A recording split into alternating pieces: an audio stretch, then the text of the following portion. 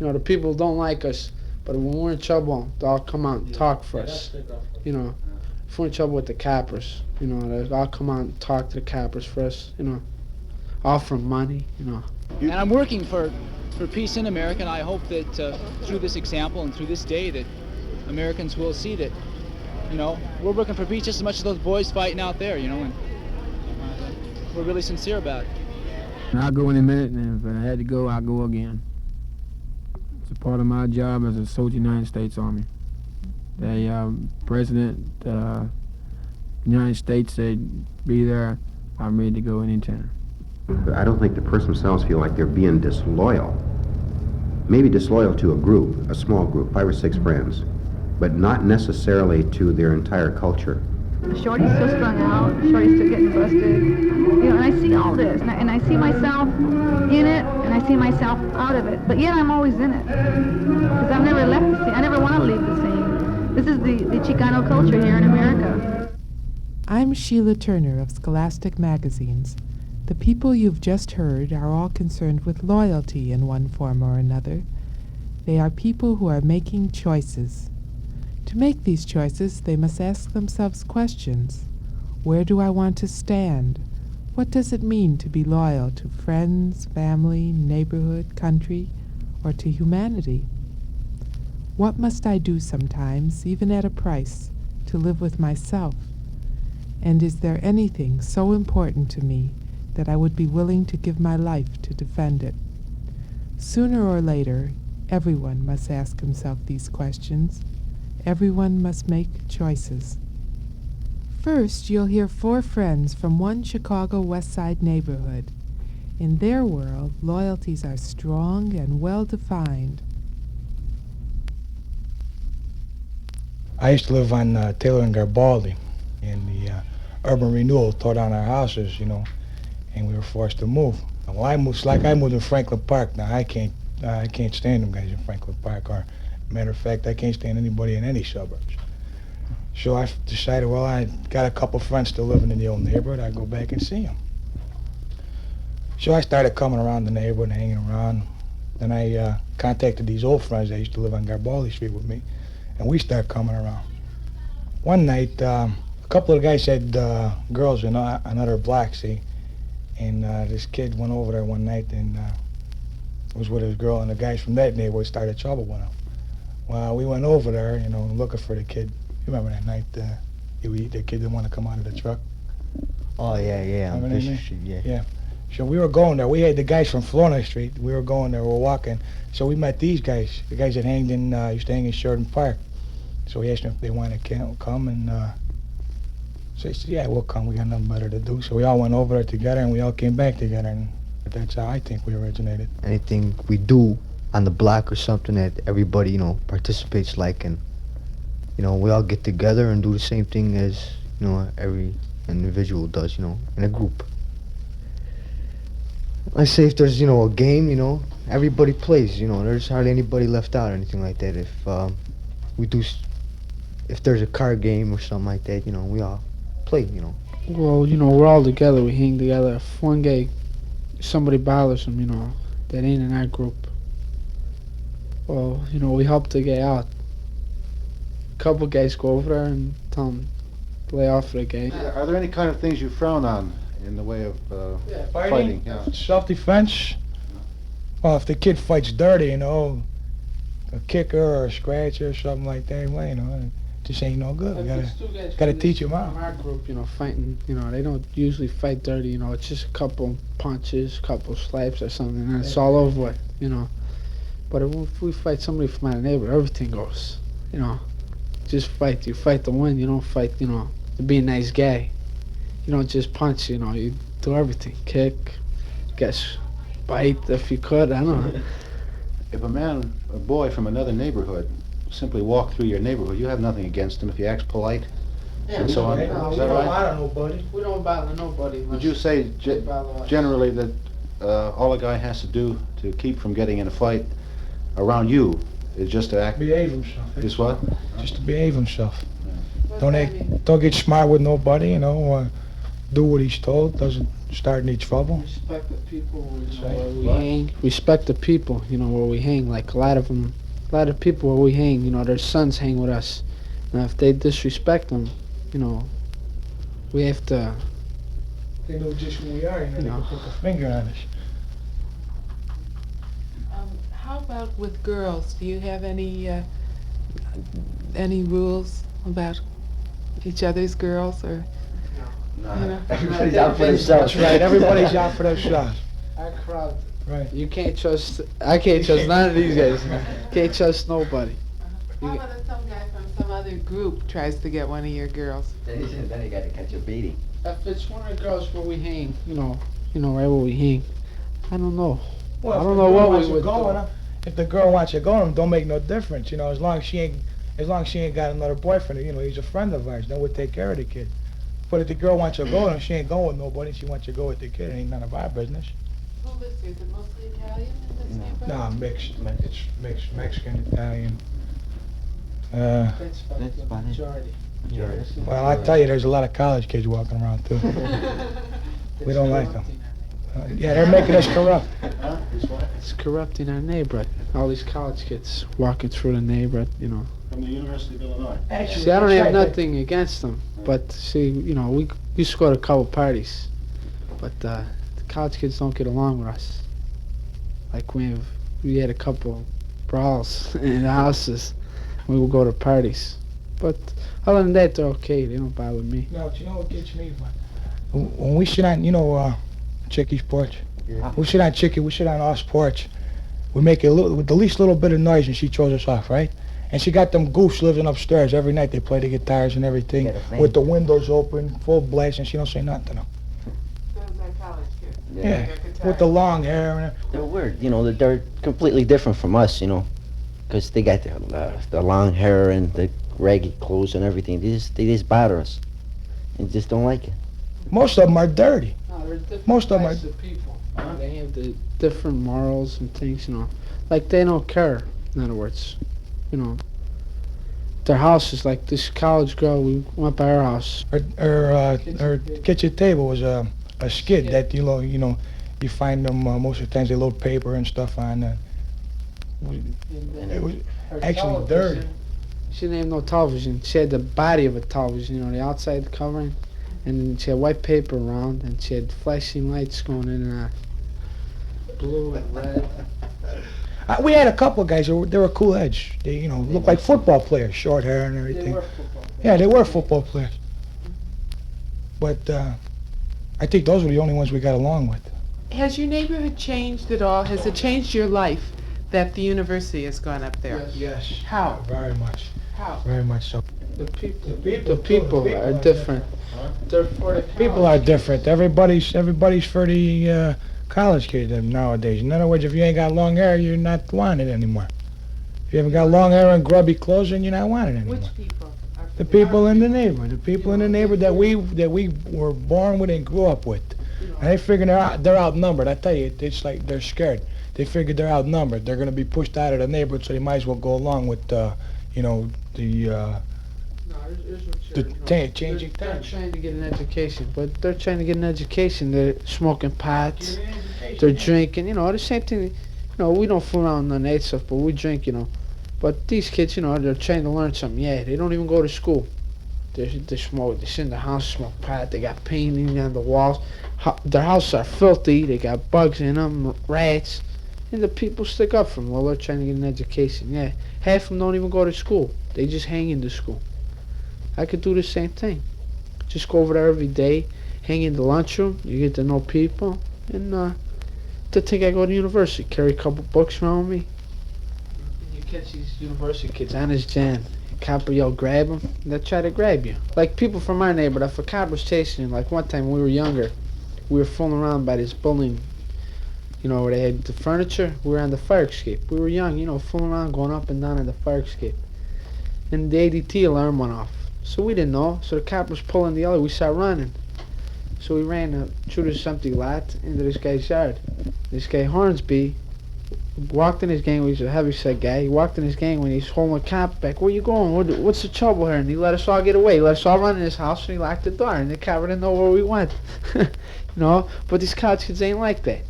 You know, they rather grab you and be a good Samaritan. You know, like a good citizen. There's no such thing as a good citizen in our neighborhood. Like the other night, we were playing dice. A couple guys were drinking beer. So I was bending down to pick up my money, and I heard somebody say, "Don't run." And I turned around and I saw a paddy wagon right behind me. So I pushed everyone on the side. I said, "What do you mean, don't run?" I was at the end of the alley and we were laughing as they were loading up the paddy wagon with the guys that stood there. So they put them in the paddy wagon, but then all the people come out. You know, the people don't like us, but when we're in trouble, they all come out and talk for us. You know, if we're in trouble with the coppers, you know, they all come out and talk to the coppers for us, you know, offer money, you know. And before, you know, people from out of the neighborhood started trouble with all the people that we had from our neighborhood, all the Italian people. And what they knocked down was all Italian. They was all Italian. And if anything happened, people from out of the neighborhood fooling around our neighborhood would have been all over it for them. They didn't want no outsiders in this neighborhood. Just outside, you know, the girls, things like that, you know, they would let them. But the guys, and if a guy had a sister, they were fooling around with the guy's sister. And then before, if you fooled with somebody, you know, they always had a brother or a cousin, you know, from around her, and they take care of you. But now? But now it's different, you know. Everyone's for them. Everyone's out for themselves, you know.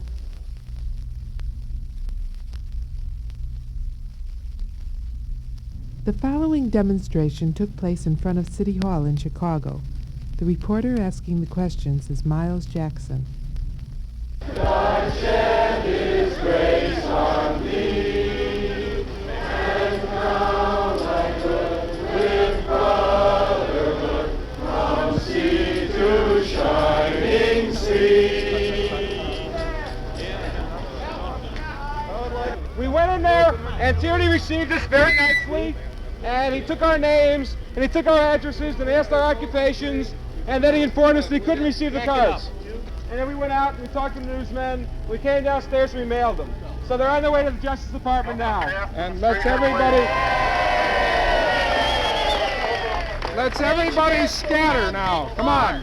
Let's everybody scatter. All right, we'll see you all back at the Blue Gargoyle at 57th University in the coffee house for the loving that we can't have in Grant Park. See you all then. Please. All right.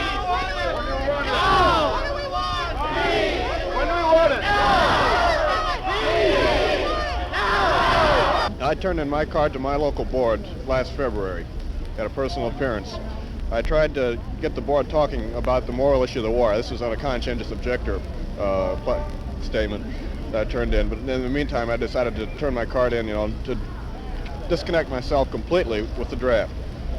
I do not recognize any authority that they have to force people to do what they're doing, or any kind of military authority by which people kill on command. You should put people in jail for killing, not for refusing to kill. That's what we're doing. We're refusing to kill.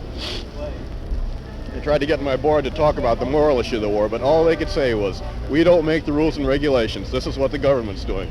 I listened to that for about half an hour, and I said, "Now this is what the Nazis said at Nuremberg." What did they how did they respond to that? Well, they started walking out, and I pulled out my cards. I wrote void on each one, and I turned them in. Didn't they answer to the issue about the Nazis? Well, they didn't say anything. They say he's all wild off his rocker or something. What do you think of the demonstration as a bystander? If I had to say something, I couldn't put it on the air. Believe me. Oh, you can say a little. Come on. Huh? Say a little. Well, For or against it? I'm against it. Why? Well, first of all, I don't think they know what they're talking about. Secondly, I don't think that they really understand the issues that are at stake. And a lot of these people here, as you see what they are, they're free thinkers. You can see them.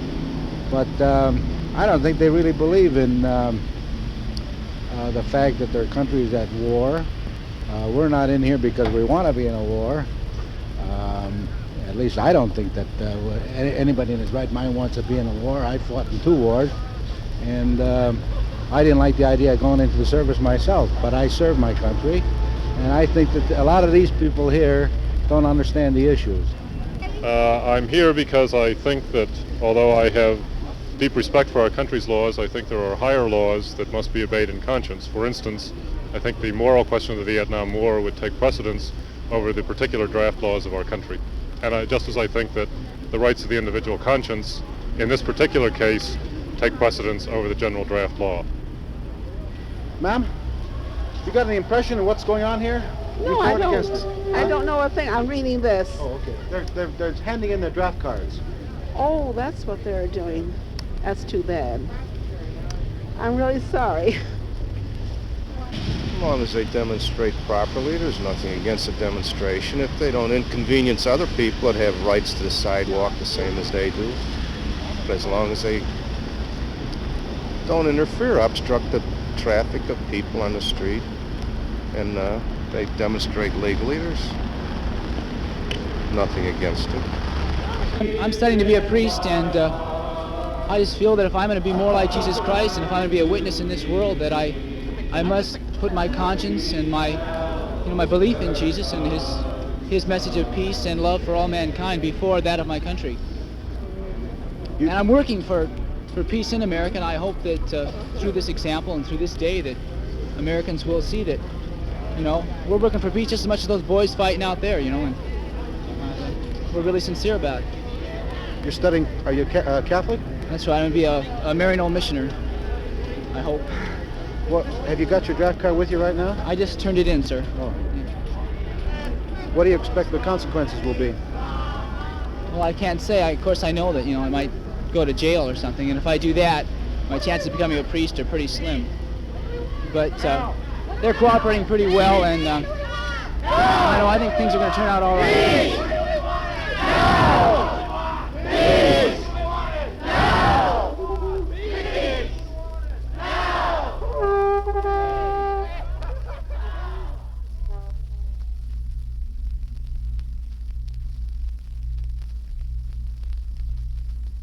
Three young soldiers recently returned to Fort Dix, New Jersey from Vietnam. Here's how they feel about war and fighting. Before I volunteered, I had doubts as to why we should be there. At first, I thought we were fighting somebody else's war. Until I actually got over there and I stopped and I saw what was going on and I started thinking, well, these people could never make it on their own. And that's when I developed more or less my attitude of us as the largest, most powerful free nation in the world is our obligation. One thing I don't really care too much for is death. I don't like to be associated with it as far as even back to family funerals and wakes and so forth. I don't even like to go to them. But when I got to Vietnam, of course I was still scared. I was scared for myself, and I didn't want to see anyone get hurt. But those things happen, and when I first got over there, one of our companies got hit in a sapper attack. It was our duty. We had to go and help offload some of the wounded and the dead. And the wounded were wounded bad, but it didn't bother me as much to help them. But they've got these plastic or rubberized body bags, and some of the bodies were in those, and I think the hardest thing was to grab onto one of those and carry it away, knowing that there was somebody in there, and that was a hard thing for me to get used to. But I think most people over there, after they've seen it a few times, you more or less build yourself up an immunity to it, and you just look at it as one of the necessary evils. It's got to happen. And I found myself thinking later on towards the end, where if I saw a situation like that, I'd say to myself, well, I'm sorry, but it's better him than me, and more or less build up a shell around myself to this. Well, I don't believe in war in any way, shape, or form. Because war is usually the product of one man or one country trying to dominate the people of another country. And the Communist Manifesto, I believe, states that sometime in the future that the entire world will be under communism. And I just can't see where they have the right to move into a country and say, we are now your rulers. And as of now, they are working towards total world domination, and I, for one, do not intend to be dominated by them. And that is, among other reasons, one of the reasons I'm a professional soldier, so I can do my part or whatever I got to do to help stop this spread of communism. If you felt that this war was wrong, would you still go? I'll go in a minute, and if I had to go, I'll go again. It's a part of my job as a soldier in the United States Army. What if you thought the Army shouldn't be there? The Army should be there. The President of the United States said, be there. I'm ready to go anytime. The policies are all formulated by people who, in this type of matter, are far above me in knowledge and experience. And, well, who am I to question with somebody with the experience and knowledge that these people have? Can any of you guys think of at what point you would stop obeying orders? Where does loyalty stop? I think that I would stop obeying orders if the orders given were, number one, prejudicial to the best interests of the country. Number two, were suicidal, served no purpose. If this was readily apparent, such as 50 men attacking 1,000 or something like this, I think those are about the only two circumstances. How would you know, though, if they were going to be beneficial to the country or not? You just said before yourself that who were you to question? You know, not all orders are obeyed immediately, of course. Those that have to be obeyed immediately, I would follow without question because you don't have time. But something that would give me time to think, if my own mind I could see where it would definitely be detrimental to the welfare of this country, and which would have to be very obvious for me to think of it. I don't know as if I'd outright refuse. I would question it first and see if somebody had a solid answer as to why. I was married 9 days before I left for Vietnam, and so that was on my mind quite a bit.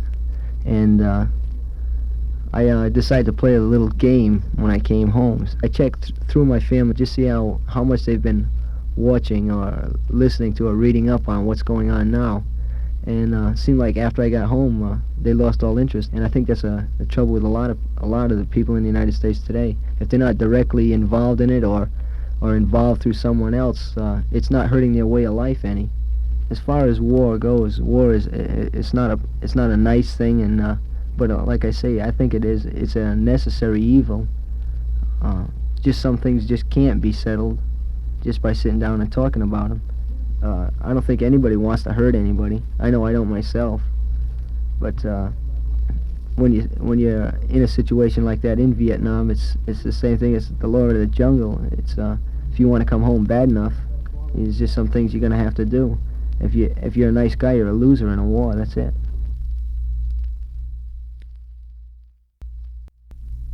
The two people you're about to hear both grew up in Spanish-speaking families with many problems and little money. Both have found ways out of poverty, but they seem to be quite different ways. Today, they both work with young people who come from backgrounds similar to their own. Listen first to Frank Garcia, lawyer, sociologist, and now director of an Upward Bound program at Chico State University. I grew up in extreme poverty. It's hard to describe it. Like my kids, sometimes I've got 5 kids, and sometimes they'll come home and they'll peek in the refrigerator and they'll say, gee, there's nothing to eat. And what they really mean is there's nothing to eat that appeals to them, like a Hershey bar or donuts or, something like this, or cookies. But I used to say there was nothing to eat, and there really wasn't anything to eat, just nothing. There were times in my life when my poor mother would mix some flour and water. No baking powder, nothing to make it nice and fluffy. And fry these in a frying pan about an inch thick. You just ate them that way, but at least fill your stomach, and that was it. And this isn't what I wanted out of life. I wanted something better. There are times that sometimes I'll look around a room at a social gathering and look at, quote, important, unquote, people and say, what am I doing here? Although I can rationalize this quickly and feel, well, I'm just as good as they are, See, it's a gradual thing. It isn't, like somebody inheriting $1 million. One day they're poor and the next day they some lawyer called them up and said they inherited $1 million and they're upper class because they have $1 million. But what happens, it's a slow and gradual thing that you're moving from one class into another. And then what happens, it hits you all of a sudden that you are not traveling in the same circles that you used to travel with. And the friends you knew have drifted away from you. Not because you're shunning them, it's just there's, as years go by, you drift away and from each other and you acquire new friends. For example, when I was a youngster, it never occurred to me. I looked up to lawyers and doctors, and these people were untouchables. You know, you addressed them as sir, and they were next to God. They were somebody you really looked up to.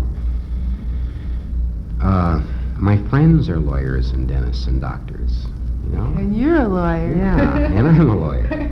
And all of a sudden I realized, well, here's my best buddy. I play cards with him. He's a lawyer, and it's almost frightening.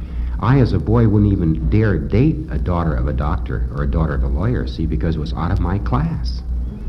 And why even ask? In terms of kids, when they move into a different kind of world, are they made to feel, or do you think they have any feelings themselves that they're being disloyal to their friends and family? I don't think the person themselves feel like they're being disloyal. Maybe disloyal to a group, a small group, 5 or 6 friends, but not necessarily to their entire culture. Their friends will bug them about getting out of the social circle they're in into a different circle. They're bugged by kids. You know, unless I can do it, we're not going to let him do it. We keep putting pressure on him so it won't happen. You see, if it takes a little effort to do something, then if I don't want to put out that effort, then I'm going to resent anybody else who is going to put that effort out. I will resent that effort, and I'll try to stop him from putting out that effort, particularly if he's my friend, because I know I'll lose him as a friend. Maybe not lose him, he'll lose me, because he's going to move ahead of me, and I'm going to remain behind. Do you have any static like that yourself when you started going back to school from your old friend? My brothers and sisters, for that matter, you see. Yes, that was a strange thing. Maybe I did it. Maybe it was my fault. But I kept going visiting them, sending them Christmas cards, and all I was getting was, my brother's getting, quote, high-toned. He's getting highfalutin, you know, and actually the point that I just wasn't, I was being accused by brothers and sisters. And yet I felt like I was actually going out of my way to do things I hadn't done before. Buying gifts for their little kids, which I've never done before, you see. And yet I felt there was a complete breaking away from my brothers and sisters. We hardly even exchange Christmas cards anymore. Would you consider that one of the prices one paid? Yes, yeah. But? I would do it again, yes. It's worth the price. How so? How so? Because when I think of my status today and what I'm offering my children, for example, which I never had offered to me, my children think of kindergarten, elementary school, junior high school, and college as one cycle. They don't even question, am I going to college? It's what college am I going to go to? In my family, we didn't even talk about this. In fact, why bother getting a high school education if you're going to be just a farmhand anyway?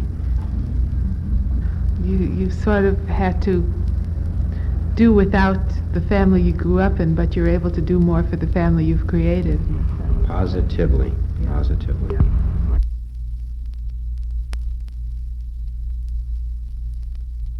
Rachael Ortiz has come a long way. She's a former heroin addict who now works with young people in the Mission District of San Francisco. Her job is that of a street worker for Horizons Unlimited, a project which attempts to help students finish high school. The music you'll hear in the background comes from the jukebox of a little Mexican restaurant where the following conversation took place. I was born in San Diego, and at that time my parents had been in the United States, I think, about 10 years. My mother was real religious, you know, she was Pentecostal, really involved in the church. My father drank, you know, it's two extremes. And she died when I was 4. And at that time my dad was drinking an awful lot. He couldn't take care of us. And there were 5 of us girls. And so we all went to the San Diego Children's Home. And it was nice. You learn how to curtsy and how to set a table, how to say grace, everything. You're well-bred by the time, so-called well-bred by the time you get out of there. So then finally, after 7 years, they offered me this one foster home. My sister was there, the one older than I was, so I went. I was glad to go. She was there, you know, and she'd take me to school every morning, and it was kind of nice, but I didn't get along with the kids, and every time the kids in my South household, I always got blame, but naturally you're biased to your own kid. I was there about a year, and my oldest sister had gotten married, and the court allowed me to go live with her. So at the age of 12, I went to live with her. And this was right in the barrio, Logan Heights, Logan Heights in San Diego. And it was all Chicanos. You spoke Spanish there. And by this time, I had forgotten Spanish. Except, you know, little words, you know, like nouns, you know, mama, papa, you know. And so I started hanging out with the Chicanos again, and I loved it. And they were really, really beautiful with me. I was an ugly kid. Oh, I was really ugly. And we used to like to wear jeans. We used to like to wear sloppy sweaters. We used to like to stack our hair real high. We used to like to speak Spanish. People turn around and look at us. This happened in restaurants or dances. We went to dances. We were, you know, asked what our names are and where do we live and can we prove who we are, just for no reason at all. A lot of the white chicks were hipsters too. They used to challenge us, the chicks and the guys. We had those kind of fights, and two barrios would fight each other. We were always fighting the blacks in school, you know, or on the streets, you know, who's going to take over this hangout, you know. Just, you know, it's a code of the streets thing, being able to hold your mud, being loyal to the club or the gang you belong to. And Chicanos are very loyal. Whether, even if it was a gang, I don't care, it was mine. It was something that I could call my own. They were friends for me, they were good to me. In junior high and in high school, I was always put on these stupid special classes, you know, the aptitude tests. Every time I took this test, I even had a shrinker come in to examine me to make sure I wasn't retarded. And I can think back to all that. I had a very hard time in school. It really hurt me when I got put in special classes. I played a lot of hooky, I got stoned a lot. In Frank's eyes, my brother-in-law, I was wild. Frank was old-fashioned. He was brought up by very old-fashioned people. He was a very firm man. He believed that girls shouldn't wear makeup and they should wear braids forever and learn how to make tortillas. And he was what I thought was strict, so I ran away from home. I got busted a couple times and went to juvenile hall. The second time I got busted, we talked about it, and I told him, I said, you're just too strict. And at this point, I was about 17 years old. I told him, I'm 17 years old, I'm going to be attracted to boys, and I want to look pretty. And he finally understood. I told him just like it was. And by that time, I had been smoking grass and getting stoned and dropping pills, and it was fun, you know. And then I started chipping with smack, and I dug it. It was a beautiful escape. I barely graduated, you know. And then during the summer, I was really going strong, you know, getting strung out more and more. And so by December, I got busted. Got busted at the border. And you get 2 years for failing to register as a drug addict, you know. So I did the 2 and got out. I was out a few days, and it happened again. You know, you go into you fall into the same bag. So actually, in my early 20s, man, I spent all the time in prison, you know, in prisons. I finally got out, you know, and I tested myself on the street. I had to go take an alien test every week. It's a test that tells whether or not you're on drugs. And after each test, the cats would be outside and say, hey, come on, I'll turn you on or something. And I really didn't want to, man. And they were handsome young cats, you know, pretty car, a lot of money. And I didn't want to. And in fact, I didn't want to sip my own. I wasn't down on them. I never did get down on anybody. I didn't go through that kind of a change where most people do. They go through the change where they become better than somebody. I didn't go through that. I just didn't want to be with them. I knew that they were bad for me. And I see people strung out like I used to be strung out, you know. And I know that it's not real, man, because I'm on the other side of the fence this time, and it's not real. It's not. In fact, it took me to see someone strung out before I really, really could justify what I said to myself when I stopped using, that it's not worth it. I had to really see it, in fact. That enforced my view that I'm worth more than that. We have this Chicano pride, you know. It's very weird. It's the way you're brought up too, you know, an old-fashioned home and everything, you know. And I still had it. I think that's what kept me going. And I mean, I'm not sure. Like I said, I've never really examined it, but it must have been that, you know, because I refused to withdraw any longer. You know, I had to come out of myself and let myself see who I am and what I'm worth. My PO got me a job with the real estate.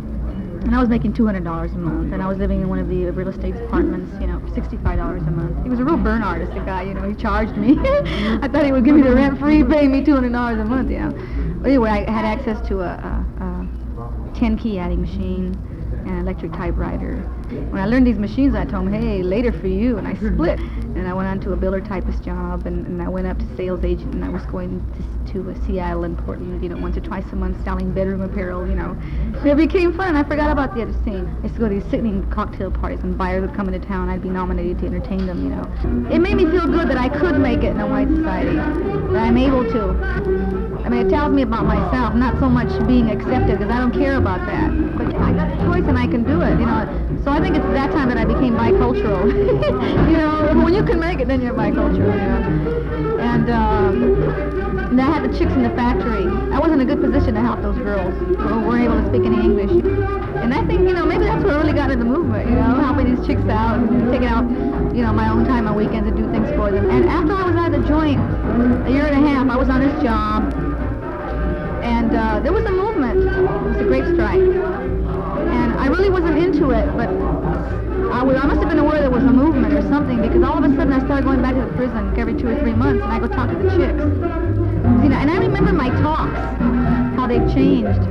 You know, they changed like from, you could be a career girl too, to que viva la causa. You know, now there's a Chicano movement. The movement has saved a lot of people, you know, from going back to the joint. I mean, after you realize why you became a dope fiend. You feel that it's because of social injustice. And the movement is fighting this in a beautiful way. And these cats are anxious to do it. Even the ones now who are in prison, you know, they're just dying to get out here and get into it. You can't withdraw just because you're the minority. Because when you withdraw, then you go into all this self-punishment. Even though there's a lot of pleasure in getting high on heroin too. It's got, you know, groovy sensation and everything. But I think the escape is really where that's the thing you're after. Withdrawing is not where it's at at all. You've got to stand up for what you feel is right. It's very weird. Just this year, I've noticed that anywhere I go, people have heard of me or they know me in the movement, and it's so good to me, you know. And like when they introduce me to maybe it's just a real oppressed poor people, you know, have cucarachas and all that, you know. I feel so good, you know. They're turning to me for something. I really do. And I feel even better when I can do something. I get invitations from all over the state to go speak.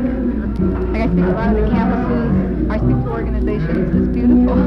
When someone comes on, a real strong speaker comes on, usually a male comes on. He's this revolutionary type, you know, macho. And he's preaching the truth, but he doesn't leave any remedy. You know? He doesn't leave any solution. He just leaves everyone all worked up. And I'll come in behind him. This is a woman role. I come in behind him and I tell him, well, just cool it, you know. This is the way to do it. You can't go up and down the street shooting cops. I address the youth mostly. This is my bag, the youth, you know. I tell them to organize, get together, learn how to write, or get somebody to write for you, and whatever it is, take care of it. Like here in San Francisco, you have apartment on top of apartment. There's no recreation areas here. The kids hang out in laundromats or, you know, at gas stations or parking lots. They get ripped off. So, like here, you know, a lot of recreation area is needed. And the kids themselves, they went down to the board of supervisors. They had the adults working for them. You know, they never put forth the effort to have people come and help them. You know. I belong to the Mexican American Political Association. You know, up here, up north, they're very, very conservative. You know, I stand out like a sore thumb. They make fun of me when I go to the meetings. You know, I walk in with my buttons. You know, sometimes I go in with banners. You know, the Campesino, the Brave Strike banners. You know, and I sit there just to have them look at me. They're all a bunch of sellouts. We call them Tío Tacos. You know, Uncle Tacos. Last week we barged into their meeting, took all the rebels, 16, 17, 18-year-old kids right here from the radio, you know. They never pay attention to these kids. They're always planning some big ball at the Hilton or trying to find their place in the white society as whites when they're not, yeah. The kids barged in and it was so beautiful. It was too much. They disrupted the whole meeting, you know. But they got some action out of them. But the kids had spread the word that I had been busted. I'm from a radio, and they said, oh, and she's pura chicana. She's not a sellout, she's a chicana. And she's young, and the cats were saying, yeah, she's got pretty long hair, and she's real short, and they say, yeah, you know, the cats were saying, hey, let's hire her, you know. So I started working with the kids, And like I say, you know, you have to identify with them. I mean, if you want them to come off the drugs and all, you have to let go of all your inhibitions. You can't help somebody if you're uptight. You can't. And they started coming to my home to visit me. And before I know it, my pad was a hangout constantly. And I really got to love these kids, you know. And I ran it down to them. They would ask me questions, and they believe me. I think I scared the hell out of them with my own experiences, you know. I tell them, you know, as long as you're fooling around with your drugs, you're not going to build any future for your kid. He's going to live just the way you did. And then his kids are going to live the way you did. This is the way I run it down, you know. I tell them you're going for the okie doke. And you're hurting yourself. I let them say, well, my parents, you know, they don't care for me and all this and that. I said, but they do. They're old-fashioned. They don't, you know, they weren't raised here, whereas you were.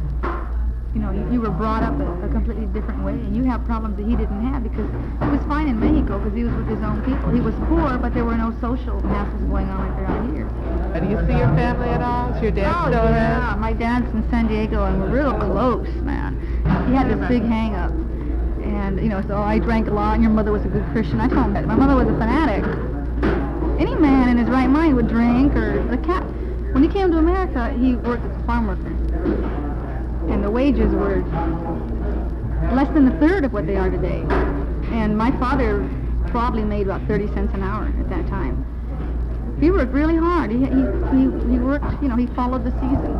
He followed the season. The last 3 years, I've been closer to my father than ever before. And I really love him. He sees me on TV now and then, or he reads articles about me in any of the Chicano newspapers. He saw me on television during the parade we had up here. I was leading the parade. He was very proud. He put the pictures on the wall, and he shows it to all the paisanos that come over, you know. I think I'm fighting everything that happened to him. It's really hard to see yourself. It's very hard. You can even look at the mirror and stare at yourself. You can't see what's going on inside. You can barely even touch it sometimes. And I'm amazed myself. I remember when I was walking around the yard in the joint, you know, I'd say, yeah, you know what? I'm going to die in the gas chamber or something. That's the way I am. You know, I knew how to rob. I knew how to steal. You know, someday I'm going to get busted, or someone's going to try and bust me. Yeah, and I'll probably snuff them out. Yeah, I'm going to die in a gas chamber. What about you, Shorty? I had a girlfriend named Shorty Tattoo. We were tight, real tight. We're both from Chicano barrios.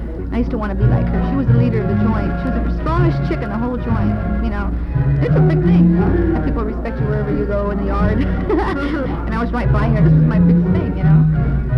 But, Shorty's still strung out. Shorty's still getting busted. You know, and I see all this, and I see myself in it, and I see myself out of it. But yet I'm always in it, because I've never left the scene. I never want to leave the scene. This is the Chicano culture here in America. I can't be pure Mexican again, because I'm living in America. And I can't be white, because I'm not white. I'm a Chicana. And I don't want to run from it. I think it's beautiful.